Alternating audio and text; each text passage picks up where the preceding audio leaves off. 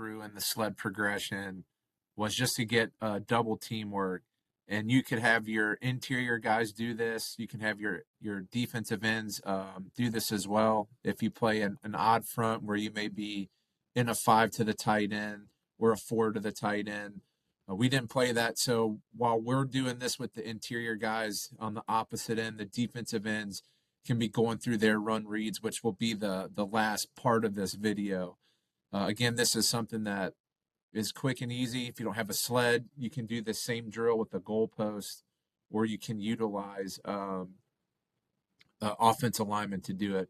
So here, he's going to do his same 6-inch step, attack his landmark. When he feels the double team coming down, so this is going to replicate a gap scheme where they're trying to displace and then work up to the second level. So he's going to attack his landmark. When he feels this blocker coming down, he's going to swing his hips violently into the inside hip of this offensive lineman. He's going to get extension on the inside guy with his arms so that when he does need to work his get-off move, he's in a good position to do so.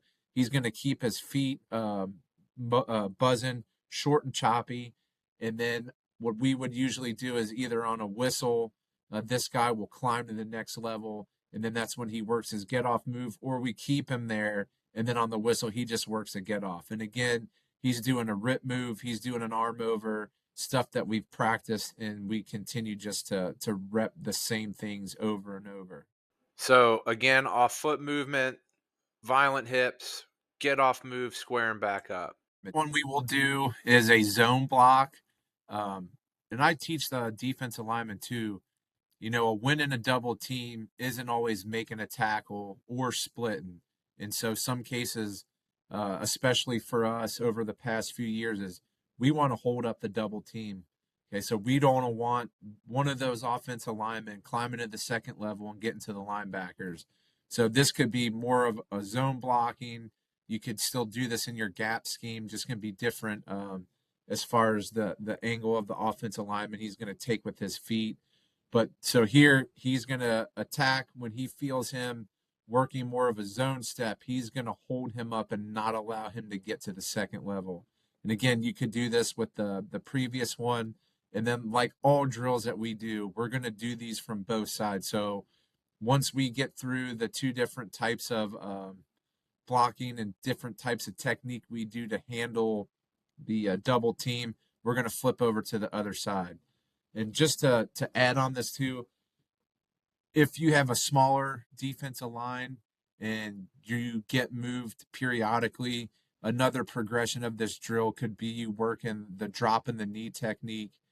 I was not a big fan of it, and we were fortunate enough not to have to use it because we had really good off-season lifting.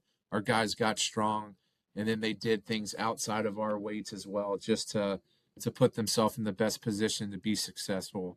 So we'll go ahead and watch this. He's going to hold him up, and we tell him to grab cloth. You know, there's not very many times in a game where you see a defensive lineman getting called for a holding penalty. So again, he's going off of a foot movement.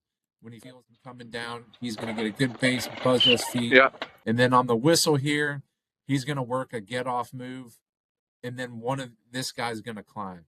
So you do that two different ways. You can blow the whistle so that he can work his get-off, or the guy's going to climb, and then he's going to square his hips back up to the backfield and buzz his feet.